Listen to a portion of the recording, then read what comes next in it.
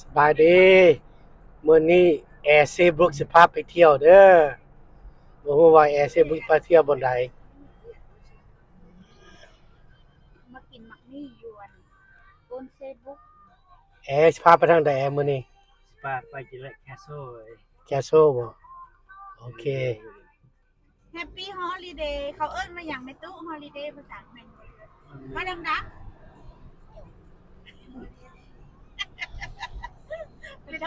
แม่ตู้ยังบ่ได้กินข้าวเสียงบ่แห้งปานใดเจ้าวันนี้ Right now we still on Highway Wood 1 ตอนนี้กำลังอยู่ Highway Wood 1 เดินทางไปสิก็ไปซะก็แอร์แคสโซบ่ แคสโซ่ Castle. Now we get off exit 10. Now we get off exit 10 to Wood. Yeah. Continue for 2 miles.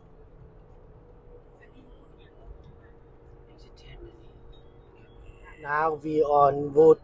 82. A2 West. Yeah 82แม่ A2 West. We still on Wood 8 West. Almost there. วิวงามเนาะงามมื้อนี้อากาศดีแจ้ง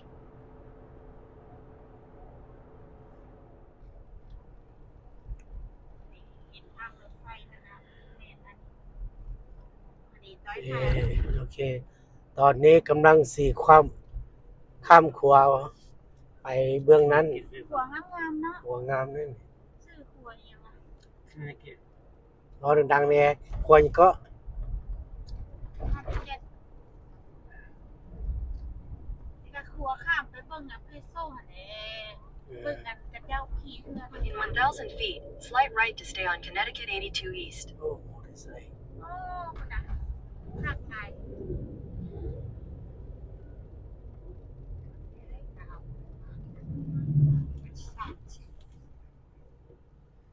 ตั้งแต่พ่อมข่อยพุ่นที่บอก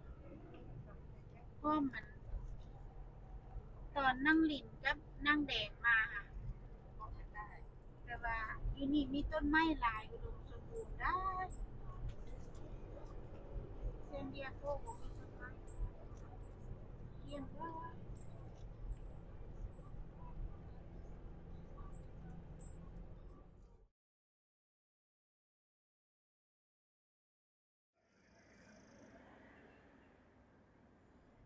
Now we are here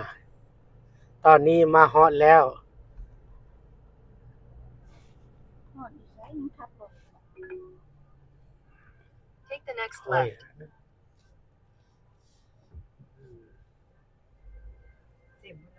อืม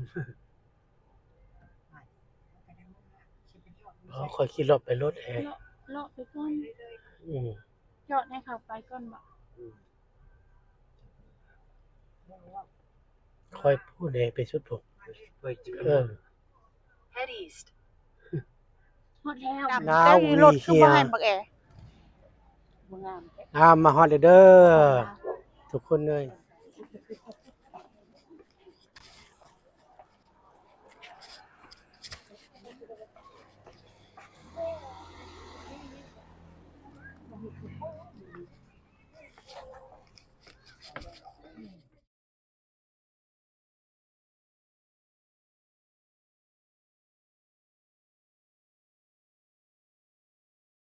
Right now we are here at Castle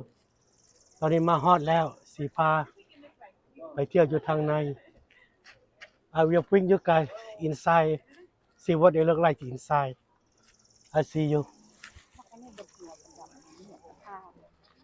จังว่า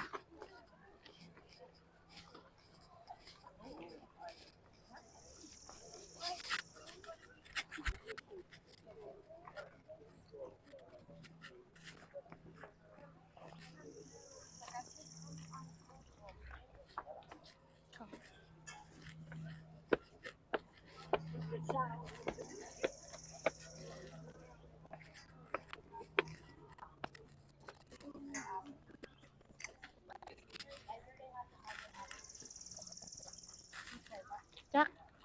เพิ่นก็เว้าอยู่หั่นแหล้ว นั่นคือที่หน้าเขาคือนั่นได้Right เข้าไป now เลาะในนะเฮาเนาะ I could go อันนี้แม่นหยังอันนี้น้ำสร้าง upstairs. They have like 3 stairs สมัยตะกี้เนาะ before I get up there. Hi, who's over there? No, but I always want it. I'm excited. I know, it's the ice cream. เข้าไปเบิ่งได้บ่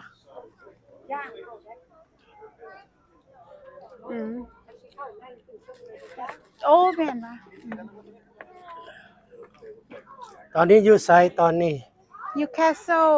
อยู่แคสโซ Castle อยู่รัฐใดอยู่รัฐใด Onsebrook งามบ่งามเนาะ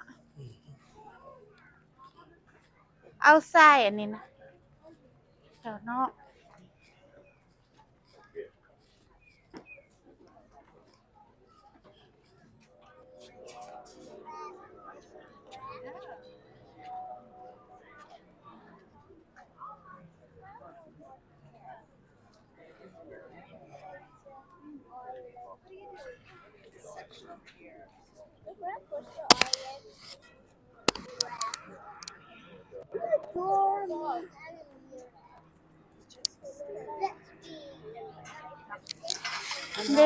เด้บักเ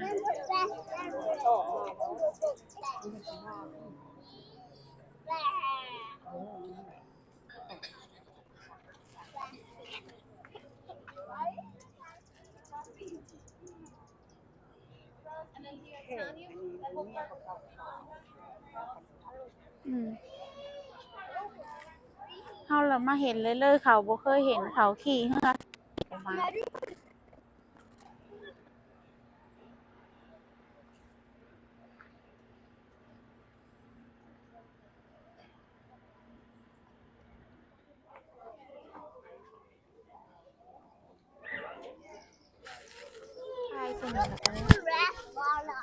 ขี้ข้า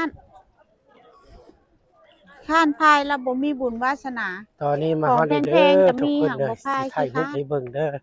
ถ้าไผบ่ได้มาให้เบิ่งในวิดีโอเด้อ คล้องใส่คอแล้ว Anybody cannot make it โอ้ you can watch my video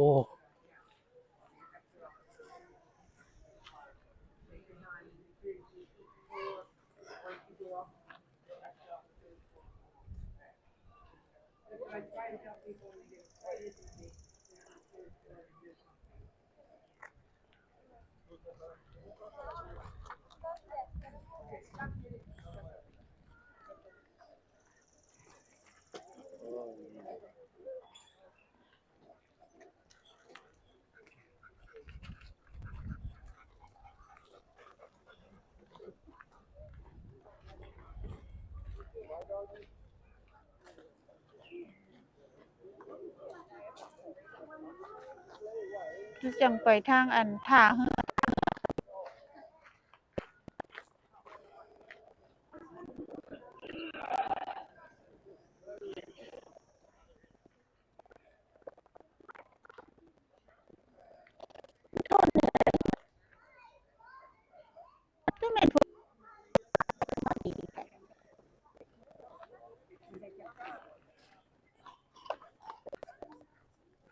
มันเป็นเฮือนคนบ่ตะกี้เฮือนเศรษฐีบ่ค่อยว่า ทางนั้นเป็นทางเข้า That side is enter to the castle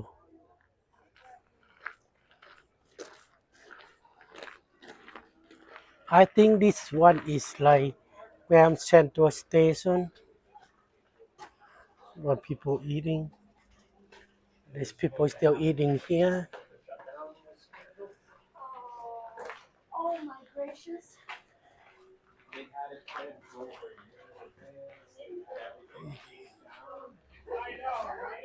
you come through this way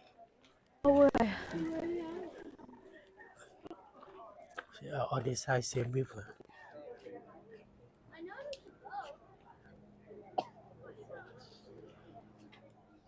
Well, I want to go inside, but they want me buy the ticket, but they not allow people take video or picture inside the building.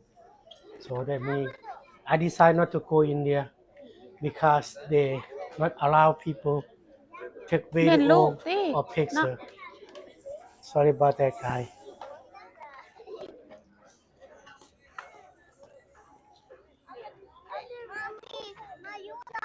This side is back of the castle. The other side is front of castle. See that thing right there is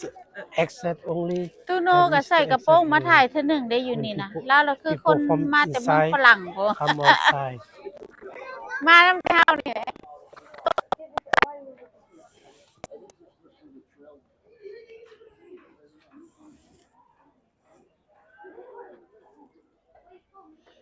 อันนี้ทางลงบ่แอนี่ ทางลงไปทางใดว่าทางลงจากแคสเซิล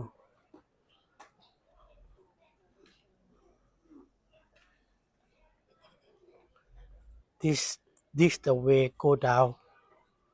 from castle to other store. See how I walk? That means I walk circle. See, they come down to the same place where I stand before. See, the other side they have building they selling food over there. See that building over there? They selling food over there. Over there.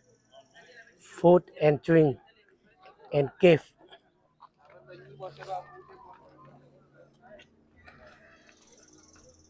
Anh ấy ก็ทางลงคือกัน This another step the way we go up. Now we have to go down to the park where we park at the car.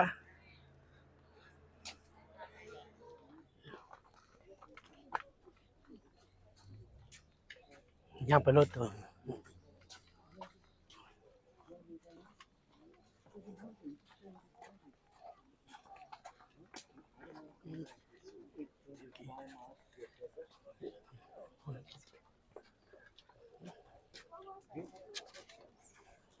Excuse me.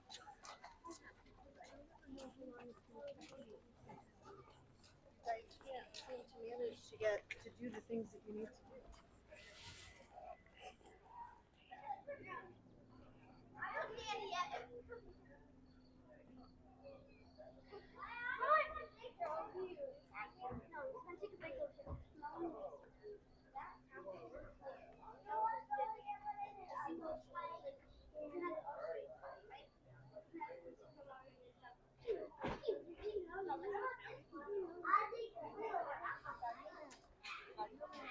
Access out this way. Exit out this way. Okay. ให้พวกแกจับไป ว้าว